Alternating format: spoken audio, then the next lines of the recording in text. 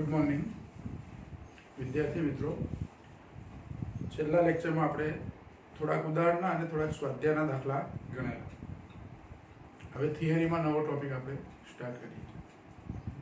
થિયરીમાં નવો ટોપિક આપણે જે શીખવાનો છે એમાં સુવાહકો, વિદ્યુતના સુવાહક પદાર્થો એને બાહ્ય વિદ્યુત ક્ષેત્રની ગેરહાજરીમાં અને બાહ્ય વિદ્યુત ક્ષેત્રની હાજરીમાં કોઈ જગ્યાએ મૂક્યા હોય तो शू परिस्थिति होय एनी आपणे चर्चा करवानी। अब सुवाहको कोने कहेवाय आपणे खबर छे।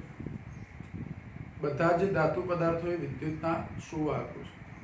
कोई एक सुवाहक होय, दाखला तरीके कॉपरनो एक टुकड़ो छे आपणी जोडे, तो कॉपरना टुकड़ानी अंदर मुक्त इलेक्ट्रॉन होय जे एनी छेल्ली बाह्य कक्षामांथी ए मुक्त थयेला छे। कॉपर द्रव्य ज्यारे बन्युं छे ते वखते दरेक परमाणु पोतानी बाह्य कक्षानो एक एक इलेक्ट्रॉन गुमावेलो छे अने ए इलेक्ट्रॉन ए कॉपरनो जे टुकड़ो छे एनी अंदर ज कॉपरना द्रव्यना जे परमाणुओ छे जे बिंदुओ पर गोठवायेला छे एनी वच्चेना अवकाशमां अस्तव्यस्त गति करे छे। तो खरेखर कॉपरना परमाणुओ लेटिस बिंदुओ पर ज्यारे गोठवाय छे त्यारे पोतानामांथी एक एक इलेक्ट्रॉन मुक्त करे छे बाह्य कक्षानो, एटले हवे कॉपरना आयनो बनी गया छे અને એ આયનો અમુક નિશ્ચિત અંતરે જે ગોઠવાયેલા છે સ્ફટિકમય રચનામાં એની વચ્ચે થોડી જગ્યા જે હોય એ જગ્યાની અંદર આ મુક્ત ઇલેક્ટ્રોન અસ્તવ્યસ્ત ગતિ કરે છે। એ અસ્તવ્યસ્ત ગતિનું કારણ શું? તો એ ઇલેક્ટ્રોન છે કોપરના જે આયનો છે લેટિસ બિંદુઓ પર ગોઠવાયેલા એનું વિદ્યુત ક્ષેત્ર હોય અંદર, એટલે એનું પોતાનું જ વિદ્યુત ક્ષેત્ર હોય આયનો, અને એ વિદ્યુત ક્ષેત્ર કોપરના આયનો પરમાણુથી ઇલેક્ટ્રોન મુક્ત થયા પછી જે આયનો બન્યા છે એ આયન પોતાના સ્થાને 100% સ્થિર હોતા નથી, પણ એકદમ સૂક્ષ્મ દોલનો કરે છે પોતાના સ્થાનની આજુબાજુ।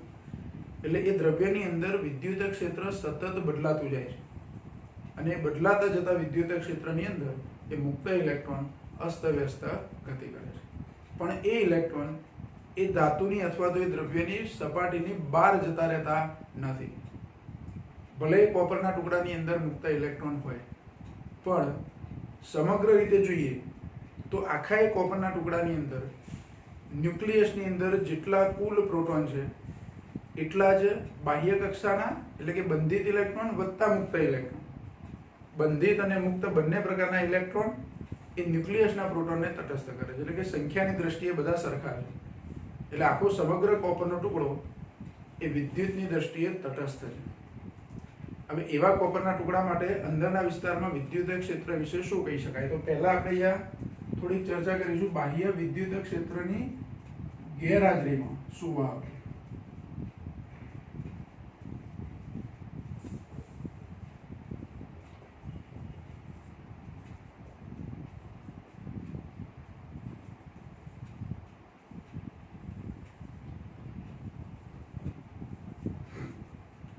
જો બાહ્ય વિદ્યુત ક્ષેત્રની ગેરહાજરીમાં સુવાહકો વિશે શું કહી શકાય? તો ધારો કે આપણી જોડે कॉपरનો एक टुकड़ो है अथवा कोई पण सुवाहक द्रव्यनो एक टुकड़ो है, आ एक सुवाहक है, पण बहारनुं कोई विद्युत क्षेत्र नथी। अहींया एवी स्थितिमां आ टुकड़ो कोई एक जग्याए आपणे मूकेलो छे। हवे आ टुकड़ानी अंदर एक गाउसियन पृष्ठ विचारो, सपाटीनी एकदम नजीक पण अंदરના વિસ્તાર આવું એક ગાउसियन पृष्ठ है। तो गाउसियन पृष्ठ वडे घेरायेलो विद्युत भार लઉં तो सिग्मा क्यू बराबर 0, कारण के आ टुकड़ो कॉपरनो जे टुकड़ो छे ए विद्युतनी दृष्टिए तटस्थ छे। मतलब के आ गाउसियन पृष्ठनी अंदर जेटला प्रोटॉन हशे एटला ज इलेक्ट्रॉन हशे, એટલે गाउसियन पृष्ठ वडे घेरायेलो विद्युत भार 0। जो गाउसियन पृष्ठ वडे घेरायेलो विद्युत भार 0 होय तो गाउसना नियम प्रमाणे फाई बराबर संकलन ई डॉट ds बराबर sigma Q upon epsilon 0।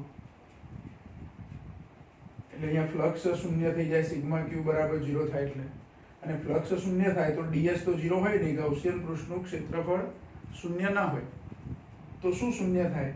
E 0 થઈ જાય। એટલે કે આવા સુવાહકની અંદરના વિસ્તારમાં વિદ્યુત ક્ષેત્ર શૂન્ય હોય। જો આપણે પહેલા ચેપ્ટરમાં ગોળાકાર કવચ શીખેલા છે, પાતળી ગોળાકાર કવચ, અને એ ગોળાકાર કવચ એની સપાટી પર વિદ્યુત ભાર વિતરિત થયેલો હોય તો અંદરના વિસ્તારમાં વિદ્યુત ક્ષેત્ર શૂન્ય હોય. તે વસ્તુ જુદી. આ એક નક્કર ટુકડો છે અને ગમે તે આકારનો ટુકડો છે, કઈ ગોળાકાર આકાર એવું જરૂરી નથી, ગમે તે આકારનો ટુકડો છે, અંદર પણ બધે જ દ્રવ્ય છે. કોપર છે તો ધારો કે આ કોપરનો ટુકડો હોય તો બધે કોપર છે. એવા ટુકડાને બાહ્ય વિદ્યુત ક્ષેત્રની ગેરહાજરીમાં કોઈ જગ્યાએ તમે મૂકેલો હોય તો એના અંદરના વિસ્તારમાં વિદ્યુત ક્ષેત્ર શું હોય? શૂન્ય હોય. બીજું, ધારો કે આ ટુકડાની સપાટી પર બહારથી આપણે કોઈ વિદ્યુત ભાર મૂકીએ, બહારથી કોઈ એક વિદ્યુત ભાર અહીંયા લઈ આવીએ છીએ, ધારો કે ધન વીજભાર. અહીંયા ધન વીજભાર પણ બહારથી તમે મૂકી શકો, આની પર ઋણ વીજભાર પણ મૂકી શકો. ધારો કે બહારથી આપણે કોઈ ધન વીજભાર મૂક્યો, એક પ્રોટોન મૂક્યો, હાઇડ્રોજનનું ન્યુક્લિયસ. અહીંયા પ્રોટોન મૂકીએ તો એનું શું થાય?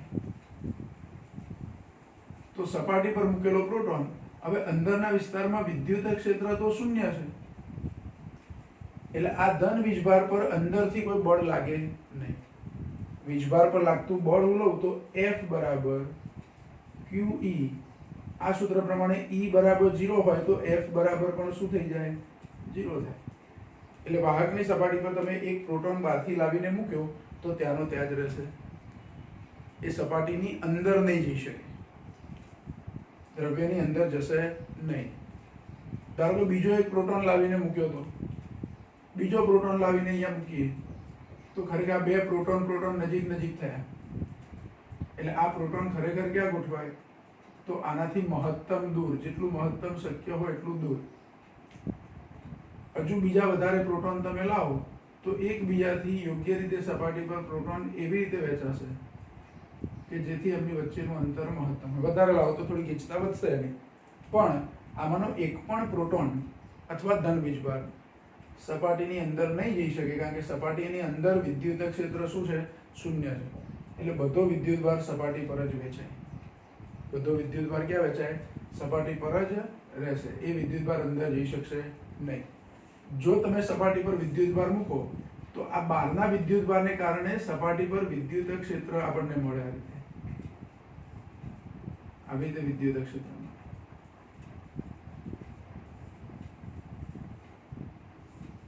અને આ વિદ્યુત ક્ષેત્ર લઈએ, એની ક્ષેત્ર રેખાઓ લઈએ તો સપાટી પરથી બહાર તરફ જતી ધન વીજભાર છે, એટલે ઋણ વીજભાર તો અંદર તરફની દિશા હોય. પણ એક ક્ષેત્ર રેખાઓ શરૂ ક્યાંથી થાય? તો સપાટીથી જ શરૂ થાય. અહીંથી સપાટીથી શરૂ થાય, અંદર ના હોય. અંદર આવી દેવું ક્ષેત્ર રેખા ના દોરી શકું, કેમ કે અંદર તો વિદ્યુત ક્ષેત્ર શું છે? શૂન્ય. તમે સપાટી પર વિદ્યુતભાર મૂકો કે સપાટી પર વિદ્યુતભાર ના મૂકો, ધન કે ઋણ ગમે તે, પણ અંદરના વિસ્તારમાં તો વિદ્યુત ક્ષેત્ર શૂન્ય જ છે. સપાટી પર વિદ્યુત ભાર મૂક્યા પછી વિદ્યુત ક્ષેત્ર સપાટીથી બહાર તરફ તમને મળશે. બહાર તરફ આ રીતે વિદ્યુત ક્ષેત્ર હશે અને એ વિદ્યુત ક્ષેત્ર, એની ક્ષેત્ર રેખા સપાટીને લંબ રૂપે હશે. સપાટીના કોઈ પણ બિંદુએ ક્ષેત્ર રેખા લઉં તો એ સપાટીને કેવી હશે? લંબ રૂપે હશે. ગમે તે રીતે, ધારો કે સ્પર્શકની દિશામાં વિદ્યુત ક્ષેત્ર આવું મને મળે નહીં. વિદ્યુત ક્ષેત્ર સપાટીને કેવું હોય? લંબ રૂપે હોય.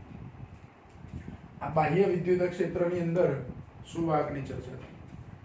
જો વિદ્યુત ક્ષેત્રની હાજરીમાં હું બાહ્ય વિદ્યુત ક્ષેત્ર લઉં, ધારો કે સમાન વિદ્યુત ક્ષેત્ર લઉં છું,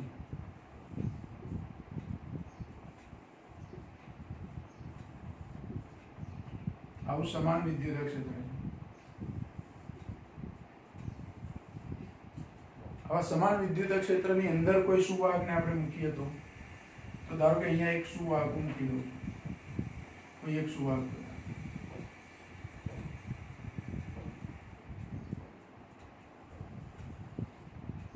ગમે તે આકારનો આ સુવાહક ટુકડો છે. તો હવે શું થશે? તો સુવાહકની અંદર વિદ્યુતભાર તો હોય ધન અને ઋણ સરખા મૂલ્યના. ધારો કે અહીંયા હું ગાઉસિયન પૃષ્ઠ વિચારું અંદરના વિસ્તારમાં, તો અંદરના વિસ્તારમાં આની માફક જ સિગ્મા ક્યુ બરાબર 0 હોય. સિગ્મા ક્યુ બરાબર શું હોય? 0. એટલે અંદરના વિસ્તારમાં E બરાબર 0 થાય. તો પછી આ ક્ષેત્ર રેખાઓનું શું? અહીં જે ક્ષેત્ર રેખા વાહકની અંદર મેં બતાવી છે એનું શું? તો જો બહારથી વિદ્યુત ક્ષેત્ર આપણે જે લીધું છે, બાહ્ય વિદ્યુત ક્ષેત્ર, એ વિદ્યુત ક્ષેત્ર ઉત્પન્ન કરતા ધન વીજભારો આ બાજુ હશે, ક્ષેત્ર ઉત્પન્ન કરતા ધન વીજભારો, અને ક્ષેત્ર ઉત્પન્ન કરતા ઋણ વીજભારો આ બાજુ હશે. હવે બાહ્ય વિદ્યુત ક્ષેત્રમાં સુવાહકને મૂક્યો છે, એટલે સુવાહકની અંદર જે ધન અને ઋણ વીજભારો છે, અંદરના ધન અને ઋણ વીજભાર, એમાંથી જે મુક્ત ઇલેક્ટ્રોન છે એ મુક્ત ઇલેક્ટ્રોન પર બાહ્ય વિદ્યુત ક્ષેત્રને કારણે બળ લાગશે, અને એ મુક્ત ઇલેક્ટ્રોન જે બાજુ ધન વીજભાર છે એ બાજુ તરફ આકર્ષાય, અને એ મુક્ત ઇલેક્ટ્રોન એ સપાટીની નજીક ભેગા થશે. અહીંયા સપાટીની નજીક ઋણ વીજભાર ભેગો થશે,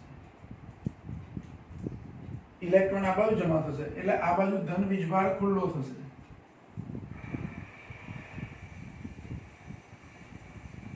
એટલે હવે અંદરના વિસ્તારમાં આ બાહ્ય વિદ્યુત ક્ષેત્ર છે, આ લાઈન જે આપણે દોરી છે, પણ અંદરના વિસ્તારમાં ધન અને ઋણ વીજભારના વિતરણને કારણે બાહ્ય વિદ્યુત ક્ષેત્રની વિરુદ્ધ દિશામાં આવું વિદ્યુત ક્ષેત્ર ઉત્પન્ન થશે. અહીંયા જેમ જેમ વધુ ને વધુ ઋણ વીજભારો ગોઠવાતા જશે અને ધન વીજભાર ખુલ્લો થતો જશે, તેમ તેમાં વિદ્યુત ક્ષેત્રની તીવ્રતા વધશે. બહારનું વિદ્યુત ક્ષેત્ર આ બાજુ છે, અને સુવાહકનું પોતાનું અંદરનું વિદ્યુત ક્ષેત્ર વિદ્યુતભારના વિતરણને કારણે વિરુદ્ધ દિશામાં છે. ક્યાં સુધી અહીંયા ઋણ વીજભાર ગોઠવાતા જશે? તો જ્યાં સુધી સુવાહકનું પોતાનું વિદ્યુત ક્ષેત્ર એ બાહ્ય વિદ્યુત ક્ષેત્ર જેટલું નહીં થાય ત્યાં સુધી આ વિદ્યુતભારો અહીંયા ગોઠવાતા જશે. અને જ્યારે બંને ક્ષેત્રો સમાન થશે ત્યારે વિદ્યુતભારનું વિતરણ એટલે કે બીજા વધારાના મુક્ત ઇલેક્ટ્રોન અહીંયા આવવાના બંધ થઈ જશે. આ ખાસ ધ્યાન રાખો. અહીંયા અમુક સમય સુધી એટલે કે અમુક સંખ્યાના ઇલેક્ટ્રોન ગોઠવાશે, એ એટલા ઇલેક્ટ્રોન અહીંયા ગોઠવાશે કે જેથી એમને લીધે મળતું વિદ્યુત ક્ષેત્ર એ બાહ્ય વિદ્યુત ક્ષેત્ર જેટલું થાય એટલા. બાહ્ય વિદ્યુત ક્ષેત્રના જેટલું જ વિદ્યુત ક્ષેત્ર અંદરનું થઈ જાય પછી વધારાના ઇલેક્ટ્રોન અહીંયા નહીં ગોઠવાય, મુક્ત ઇલેક્ટ્રોન. વાહકની અંદર તો ઘણા બધા મુક્ત ઇલેક્ટ્રોન હશે, પણ એમાંથી અમુક ઇલેક્ટ્રોન અહીંયા ગોઠવાઈ ગયા એટલે બે ક્ષેત્રો સરખા થઈ ગયા, બાહ્ય વિદ્યુત ક્ષેત્ર અને અંદરનું. તો પછી બે ક્ષેત્રો અંદરના વિસ્તારમાં સમાન મૂલ્યના અને વિરુદ્ધ દિશાના થઈ જાય, તો પરિણામી વિદ્યુત ક્ષેત્ર શું થયું? શૂન્ય થઈ ગયું. એટલે અહીંયા અંદરના વિસ્તારમાં પરિણામી વિદ્યુત ક્ષેત્ર શું થઈ જશે? E બરાબર 0. જો હું ગાઉસના નિયમના આધારે ગણું તોય અંદરના વિસ્તારમાં વિદ્યુત ક્ષેત્ર શૂન્ય, અને કોઈ સુવાહકને બાહ્ય વિદ્યુત ક્ષેત્રમાં મૂક્યા પછી અંદર તમે વિદ્યુત ક્ષેત્ર શોધો તો પણ વિદ્યુત ક્ષેત્ર શૂન્ય. આ ઇલેક્ટ્રોનનું વિતરણ એટલે કે ઇલેક્ટ્રોન અહીંયા ગોઠવાતા કેટલો સમય લાગે? તો અમુક સેકન્ડમાં આ પ્રોસેસ પૂરી થઈ જાય, 1-2 સેકન્ડ. જેવો વાહકને તમે વિદ્યુત ક્ષેત્રમાં મૂકો એટલે તરત જ અંદરના વિસ્તારમાં વિદ્યુત ક્ષેત્ર શું થઈ જાય? શૂન્ય થઈ જાય, ભલે બહારનું વિદ્યુત ક્ષેત્ર હોય. એટલે હવે આ બહારનું વિદ્યુત ક્ષેત્ર જે એની ક્ષેત્રરેખા, ધારો કે આ ક્ષેત્રરેખા લઉં તો એ સપાટી સુધી આવશે, પછી ક્ષેત્રરેખા નહીં હોય અહીંયા અંદર, અને પછી અહીંથી શરૂ થશે. પણ આ ક્ષેત્રરેખા આ સપાટી સાથે દૂર હશે ત્યાં સુધી બરાબર છે, પણ જેવી સપાટીની નજીક આવશે એટલે એ સપાટીને લંબરૂપે થઈ જશે આવી રીતે. અને આ ક્ષેત્રરેખા આટલેથી સપાટીથી શરૂ થાય છે બહારથી, તો એ ક્ષેત્રને લંબરૂપે હોય ને પછી એની ક્ષેત્રરેખા જે દિશામાં જતી હતી એમ જશે. પછી આ ક્ષેત્રરેખા, ધારો કે આ ક્ષેત્રરેખા છે સપાટીને લંબરૂપે આ રીતે ગોઠવાય છે.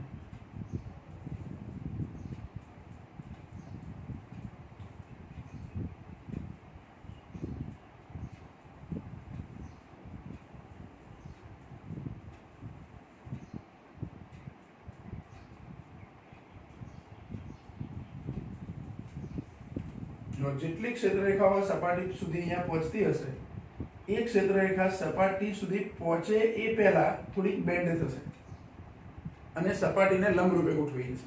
આખી ક્ષેત્રરેખા નહીં, આ છેક આમ સુધી નહીં હોય, આવી રીતે નહીં હોય. અહીં તો એની દિશા બરાબર જ હશે જે હશે તે, પણ જેવી સપાટીની નજીક આવશે એટલે એ સપાટીને લંબરૂપે થઈ જશે. એ રીતે આ ક્ષેત્રરેખા જેવી સપાટીમાંથી બહાર નીકળે છે તો બહાર નીકળતી હોય ત્યાં સુધી અમુક અંતર સુધી એ સપાટીને લંબરૂપે પછી હતી એ પહોંચી છે. એટલે કોઈ સુવાહકને બાહ્ય વિદ્યુત ક્ષેત્રમાં મૂકીએ તો વિદ્યુત ક્ષેત્ર, બાહ્ય વિદ્યુત ક્ષેત્ર છે એ સપાટીને કેવું હોય? લંબરૂપે હોય. જો એક ક્ષેત્ર સપાટીને લંબરૂપે ના હોય તો શું?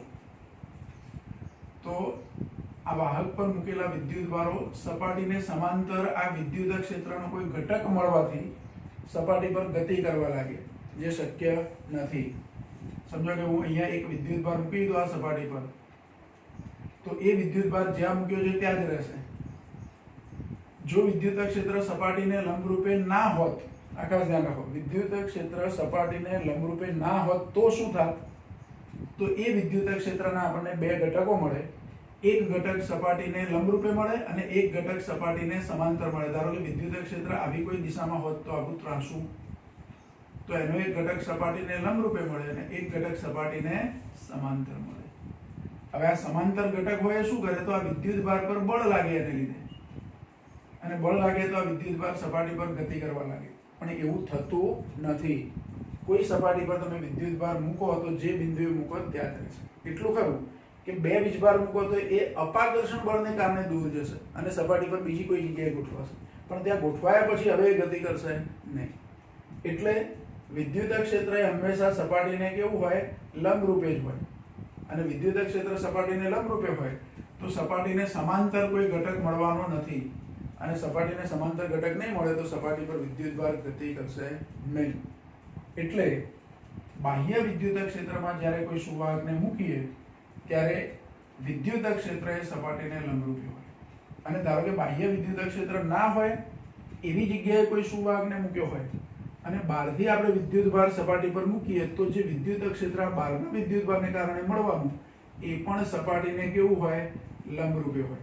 જો આ પણ સપાટીને લંબરૂપે ના હોય તો સમાંતર ઘટક છે આ બધા વિદ્યુત ભારોને ગતિ કરાવે, જે ગતિ થતી હોતી નથી. એટલે જો બે વસ્તુ અહીંયા આપણને જાણવા મળી. એક કે બાહ્ય વિદ્યુત ક્ષેત્રની ગેરહાજરીમાં કોઈ સુવાહકને મૂકીએ તો સુવાહકની અંદરના વિસ્તારમાં વિદ્યુત ક્ષેત્ર શૂન્ય ગાઉસના નિયમને આધારે આપણે કહી શકીએ. જો કોઈ સુવાહકને બાહ્ય વિદ્યુત ક્ષેત્રની હાજરીમાં મૂકીએ તો પણ અંદરના વિસ્તારમાં વિદ્યુત ક્ષેત્ર શૂન્ય. તમે બીજી રીતે વિચારી શકો કે અહીંયા એક ગાઉસિયન પૃષ્ઠ વિચારો સપાટીની એકદમ નજીક, તો અંદરના વીજભારો બહાર તો કશે ગયા નથી, ખાલી વિતરણ થયું છે એનું, પણ વિદ્યુત ભાર તો સપાટીની અંદર જ છે. એટલે અહીં ગાઉસિયન પૃષ્ઠ અંદર લો તો એના વડે ઘેરાયેલા વિદ્યુત ભાર શૂન્ય થાય, એટલે વિદ્યુત ક્ષેત્ર શૂન્ય એવું પણ કહી શકીએ. બીજી રીતે કેવું હોય તો અંદરના વિસ્તારમાં બહારની ક્ષેત્રરેખાઓ અંદર થઈને દાખલ થાય તો જેવું વિદ્યુત ક્ષેત્ર અંદર આવે કે તરત જ વિદ્યુત ભારોનું વિતરણ એવી રીતે થાય કે પરિણામી વિદ્યુત ક્ષેત્ર શું થઈ જાય? શૂન્ય થઈ જાય. અને જે આ ક્ષેત્રરેખાઓ છે એ હંમેશા સપાટીને લંબરૂપે હોય. સપાટીની નજીક આ ક્ષેત્રરેખાઓ સપાટીને કેવી હોય? લંબરૂપે હોય.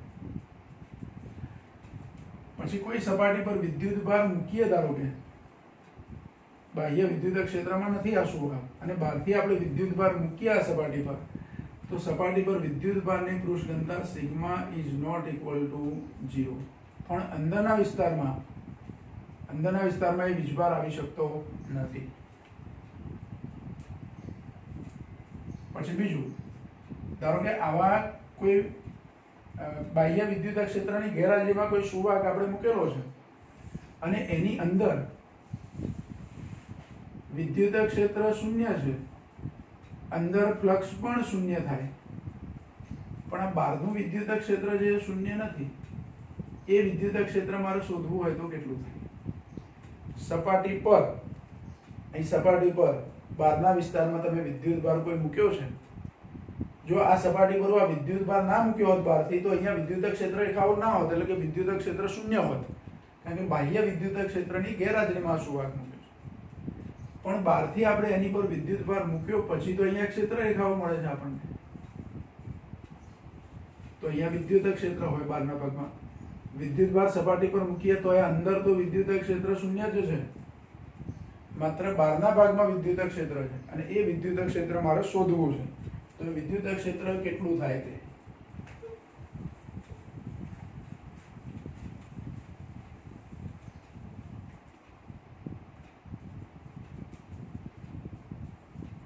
તો જો આવું વિદ્યુત ક્ષેત્ર મારે ગણવું હોય, ધારો કે આ વિદ્યુત ક્ષેત્રની તીવ્રતા E જેટલી છે,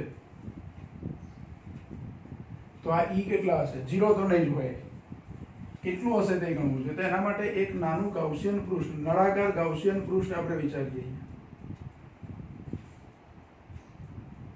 એક નાનું નળાકાર ગાઉસિયન પૃષ્ઠ. આ જે ગાઉસિયન પૃષ્ઠ છે એને પીલ બોક્સ એવું પણ કહેવાય છે. પીલ બોક્સ. અહીં નળાકાર આકારનું ગાઉસિયન પૃષ્ઠ લીધું આપણે. હવે આ ગાઉસિયન પૃષ્ઠ આપણે એવું લીધું છે કે એનો એક છેડો સપાટીથી બહાર છે અને બીજો એક છેડો સપાટીની અંદર છે. નળાકારના વર્તુળાકાર આડછેદ હોય બે વર્તુળાકાર આડછેદ હોય નળાકારના, એમાંથી એક આડછેદ ક્યાં છે? સપાટીથી થોડોક બહાર, અને એક આડછેદ ક્યાં છે એનો? સપાટીની થોડો અંદર. પણ સપાટીની અંદરના વિસ્તારમાં તો કોઈ વિદ્યુત ક્ષેત્ર છે જ નહીં. બીજું, બહારના ભાગમાં જે આ આડછેદ લીધો છે એ આડછેદનું ક્ષેત્રફળ ધારો કે ડેલ્ટા એસ અથવા ડીએસ હોય તો એ ક્ષેત્રફળ સદિશ એ વિદ્યુત ક્ષેત્રની દિશામાં જ થાય. અહીંયા વિદ્યુત ક્ષેત્ર E અને ક્ષેત્રફળ સદિશ ds, આ બંને વચ્ચેનો ખૂણો θ બરાબર 0 થાય. વિદ્યુત ક્ષેત્ર E અને ds વચ્ચે. આ સપાટી માટે શું કહેવાય કે આનું ક્ષેત્રફળ સદિશ હોય પણ અહીં તો વિદ્યુત ક્ષેત્ર જ શૂન્ય છે. એટલે આ બીજો આડછેદ છે એની સાથે કોઈ ફ્લક્સ સંકળાયેલું નથી.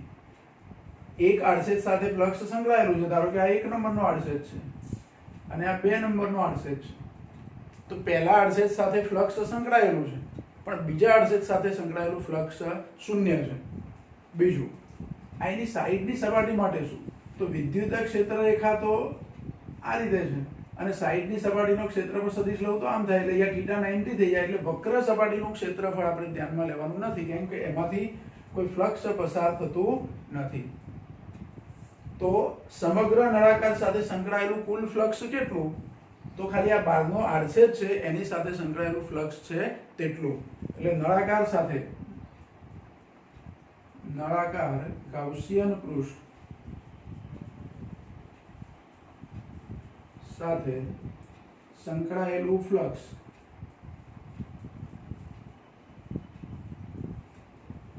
એ ફ્લક્સ કેટલું થશે? તો એ ફ્લક્સ ધારો કે phi વડે દર્શાવું તો phi બરાબર E ડોટ ds પ્રમાણે. E એટલે વિદ્યુત ક્ષેત્ર, ds એટલે ક્ષેત્રફળ સદિશ, તો phi બરાબર E ડોટ ds. પણ આ બે વચ્ચેનો ખૂણો θ બરાબર 0 છે એટલે E ds cos 0 આવું લખાય. E ds cos 0, cos 0 1 થાય એટલે જવાબ આવે E ds. phi બરાબર આટલું ફ્લક્સ સંકળાયેલું છે. હવે ગાઉસના નિયમનો આપણે ઉપયોગ કરી પહેલા ચેપ્ટરમાં છેલ્લા પ્રશ્નો જે હતા આપણા ગાઉસના નિયમના ઉપયોગો, એવી રીતે આપણે અહીંયા વિદ્યુત ક્ષેત્ર શોધવું છે. તો ગાઉસના નિયમ પ્રમાણે સંકલન E ડોટ ds બરાબર સિગ્મા q અપોન એપ્સિલોન 0. હવે E ડોટ ds એનું ખૂબ જ સૂક્ષ્મ ક્ષેત્રફળ લીધું છે, એક જ સપાટી છે, એટલે સંકલન E ડોટ ds નો જવાબ આ જ થાય, E ds. એટલે અહીંયા હું લખી દઉં E ds. એટલે કુલ ફ્લક્સ થઈ ગયું. એક જ સપાટી સાથે ફ્લક્સ સંકળાયેલું છે. અને જો આ સૂક્ષ્મ ભાગ છે એનું ક્ષેત્રફળ ds લઉં, નાનો પીલ બોક્સ લીધું હોય તો પછી સંકલન કરવાની જરૂર નથી. E ડોટ ds નો સીધો જવાબ E ds. સિગ્મા q કેટલા થાય? તો આ ગાઉસિયન પૃષ્ઠ જે છે એના વડે ઘેરાયેલો વીજભાર કેટલો? તો અહીં જેટલો આડછેદ છે એ આડછેદમાં અહીંયા જેટલો વીજભાર આવે તે સપાટી પર થોડો ઘણો વીજભાર હશે. હવે વિદ્યુતભારની પૃષ્ઠ ઘનતા જો સિગ્મા હોય તો એકમ ક્ષેત્રફળ દીઠ સિગ્મા વીજભાર હોય તો ds ક્ષેત્રફળમાં કેટલો વીજભાર હોય? તો ds ક્ષેત્રફળમાં વીજભાર સિગ્મા q બરાબર શું થાય? તો સિગ્મા ds અને એપ્સિલોન 0 તો ખરા જ. જ્યાં સિગ્મા q બરાબર આપણે શું લીધું? Sigma ds. એકમ ક્ષેત્રફળમાં સિગ્મા વીજભાર હોય તો ds ક્ષેત્રફળમાં કેટલો વીજભાર? તો સિગ્મા ds જેટલો. એટલે સિગ્મા q ને બદલે હું સિગ્મા ds લખી શકું. હવે આ ds અને આ બાજુ ds એનો લોપ થાય એટલે E બરાબર શું આવે? તો E બરાબર સિગ્મા અપોન એપ્સિલોન 0. અને E ને મારે સદિશ લેવાય તો સદિશ E બરાબર sigma upon epsilon 0 into n caret.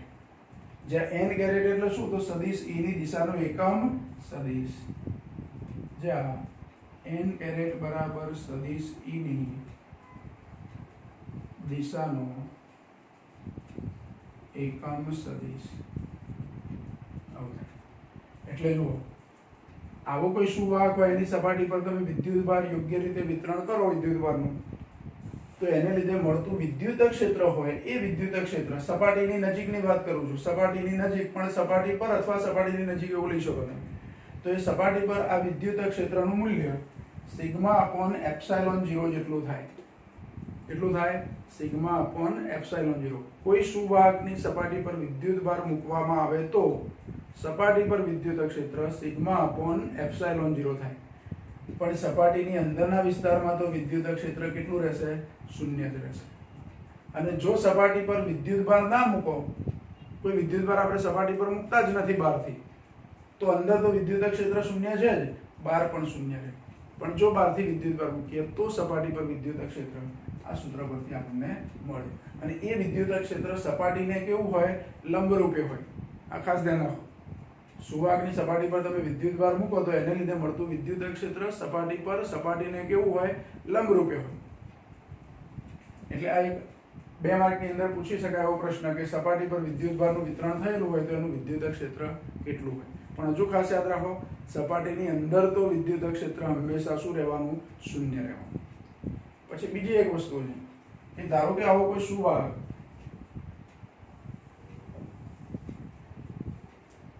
બાહ્ય વિદ્યુત ક્ષેત્રની અંદર મૂક્યો છે, આપણે બાહ્ય વિદ્યુત ક્ષેત્ર નથી, પણ આ સુવાહક લઈએ અંદરથી બખોલ વાળો સુવાહક છે.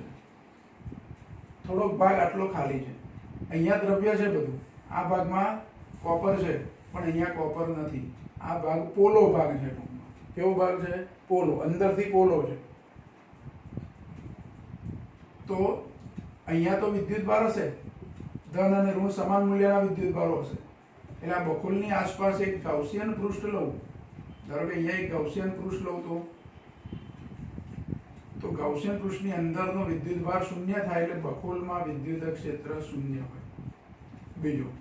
બીજો એક ગાઉસિયન પૃષ્ઠ સપાટીની એકદમ નજીક લઉં તો આ ગાઉસિયન પૃષ્ઠની અંદરનો પણ કુલ વિદ્યુત ભાર શૂન્ય થાય એટલે અહીંયા પણ વિદ્યુત ક્ષેત્ર શું હોય? શૂન્ય. હજુ સપાટી પર આપણે કોઈ વીજભાર નથી મૂક્યો તો બહાર પણ વિદ્યુત ક્ષેત્ર શું હોય? શૂન્ય હોય. પણ હવે હું એવું વિચારું છું કે સપાટી પર હું વિદ્યુત ભાર મૂકી દઉં. હવે સપાટી પર વિદ્યુત ભાર મૂકીએ તો આવી રીતે વિદ્યુત ક્ષેત્ર મળે આપણને જે સપાટીને લંબરૂપી હોય. તો પણ આ E બરાબર 0 થાય, અહીંયા પણ E બરાબર શું થાય? 0 થાય. કોઈ વખતે ધારો કે આ સુવાહકને હું બાહ્ય વિદ્યુત ક્ષેત્રની હાજરીમાં મૂકું, જે રીતે અહીંયા એક આકૃતિ આપણે દોરી હતી, બાહ્ય વિદ્યુત ક્ષેત્રની હાજરીમાં સુવાહકને મૂકું તો પણ અંદરના વિસ્તારમાં વિદ્યુત ક્ષેત્ર શૂન્ય જ રહે અને બખોલની અંદર પણ વિદ્યુત ક્ષેત્ર શું રહે? શૂન્ય રહે. ધારો કે કોઈક રીતે આ સુવાહક કોઈક જગ્યાએ આપણે મૂકેલો છે અને કોઈક રીતે બહારથી એકદમ જ વિદ્યુત ભાર આવે છે. ધારો કે અવકાશમાં વીજળી થાય ચોમાસામાં, તો વીજળીને કારણે આ સપાટી પર વિદ્યુત ભાર આવી ગયો. તો વીજળીને કારણે સપાટી પર આવતો વિદ્યુત ભાર એ માત્ર સપાટી પર જ વિતરિત થશે, એ વિદ્યુત ભાર અંદર જઈ શકશે નહીં. એટલે અંદરના વિસ્તારમાં તો વિદ્યુત ક્ષેત્ર શું રહેશે? શૂન્ય. અહીંયા બંને જગ્યાએ આ બખોલની અંદર વિદ્યુત ક્ષેત્ર જો શૂન્ય હોય તો બખોલમાં મૂકેલી કોઈ વસ્તુ એની પર આ બહારની વિદ્યુતની કોઈ અસર થાય નહીં, એટલે કે બહારની વીજળીની કોઈ અસર થાય નહીં. આનું ઉદાહરણ આપણે ક્યાં લઈ શકીએ? અને આવી જે હકીકત હોય કે બહારના વિસ્તારમાં ભલે વિદ્યુત ક્ષેત્ર છે, આ વીજળીને કારણે અહીંયા વિદ્યુત ક્ષેત્ર રચાઈ ગયું, વિદ્યુત ભાર સપાટી પર આવી ગયો, એટલે પણ અંદર મૂકેલી કોઈ વસ્તુ એકદમ સેફ રહેશે. આ જે હકીકત છે એને ઇલેક્ટ્રોસ્ટેટિક શિલ્ડિંગ કહેવાય. સ્થિત વિદ્યુતીય કવચ. શિલ્ડ એટલે કવચ એક પ્રકારનું. તો આ સપાટી પર એક એવું કવચ બની ગયું છે કે જેથી અંદર મૂકેલી વસ્તુ એકદમ કેવી છે? સેફ છે. ધારો કે ચોમાસામાં વીજળી કેવું થતું હોય અને કોઈ કાર હોય,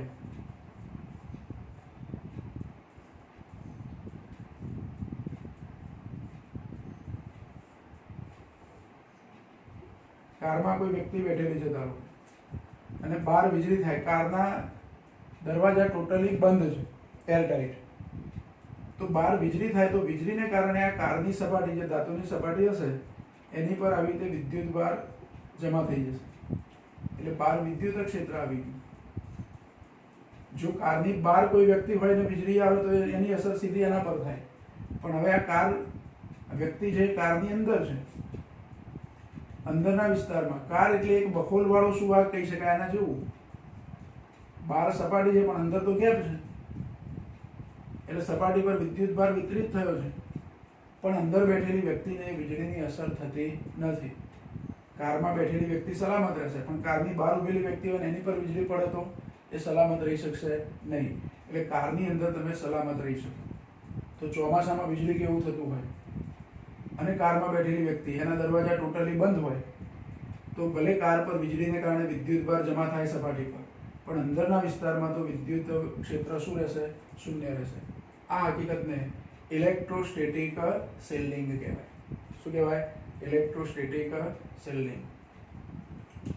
એટલે જો અહીં જે આપણી ચર્ચા થાય છે એ બધી ચર્ચા સુવાહકો માટે છે.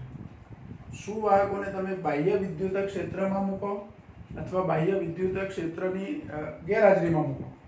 બાહ્ય વિદ્યુત ક્ષેત્રની ગેરહાજરી હોય અથવા બાહ્ય વિદ્યુત ક્ષેત્રની હાજરી હોય, પણ બધી વખતે સુવાહકની અંદરના વિસ્તારમાં વિદ્યુત ક્ષેત્ર શું રહેશે? શૂન્ય રહેશે. આ એનો એક મુખ્ય મુદ્દો. બીજું, સપાટી પર વિદ્યુત ભાર વિતરિત થાય તો એને લીધે મળતું વિદ્યુત ક્ષેત્ર, તમે જો સપાટી પર વિદ્યુત ભાર મૂકો તો વિદ્યુત ક્ષેત્ર એ સપાટીને કેવું હોય? લંબ રૂપે હોય. એ સપાટી પર વિદ્યુત ક્ષેત્ર શોધવું હોય તો ગાઉસિયન પૃષ્ઠ લઈ, જેને આપણે પિલ બોક્સ કહીએ છીએ અહીંયા, તો એવું ગાઉસિયન પૃષ્ઠ લઈને એનું વિદ્યુત ક્ષેત્ર પણ શોધી શકો સપાટીની બહાર, સપાટી પર. તો એ વિદ્યુત ક્ષેત્ર E બરાબર σ/ε0 થાય. બીજું, એમાં ઇલેક્ટ્રોસ્ટેટિક શિલ્ડિંગ પણ આવે કે બખોલવાળો કોઈ સુવાહક આપણે લીધો હોય તો બખોલવાળા સુવાહકની અંદરના વિસ્તારમાં વિદ્યુત ક્ષેત્ર શૂન્ય હોય. અહીંયા જ્યાં દ્રવ્ય છે ત્યાં તો વિદ્યુત ક્ષેત્ર શૂન્ય છે જ, પણ બખોલની અંદર પણ વિદ્યુત ક્ષેત્ર શૂન્ય મળે. અને એ સુવાહકની સપાટી પર, બખોલવાળો સુવાહક જેની સપાટી પર કોઈક રીતે બહારથી વિદ્યુત ભાર જમા થાય તો પણ બખોલની અંદર વિદ્યુત ક્ષેત્ર શૂન્ય થાય. આ જે હકીકત છે એને ઇલેક્ટ્રોસ્ટેટિક શિલ્ડિંગ કહેવાય. તો સુવાહકો માટે આટલી ચર્ચા આપણે કરવાની છે. આમાં ખાલી એક જ નાનો પ્રશ્ન છે કે જેમાં સૂત્ર તારવવાનું છે. બાકી તેના અગત્યના મુદ્દા બાહ્ય વિદ્યુત ક્ષેત્રની હાજરી કે બાહ્ય વિદ્યુત ક્ષેત્રની ગેરહાજરીમાં સુવાહકને આપણે મૂકીએ તો એની પરથી કયા કયા મુદ્દા આપણને જાણવા મળે છે, એ મુદ્દાઓની થોડીક ચર્ચા કરવાની છે. બરાબર? એટલે આ પ્રશ્ન આપણે અહીં સુધી સ્ટોપ કરીએ.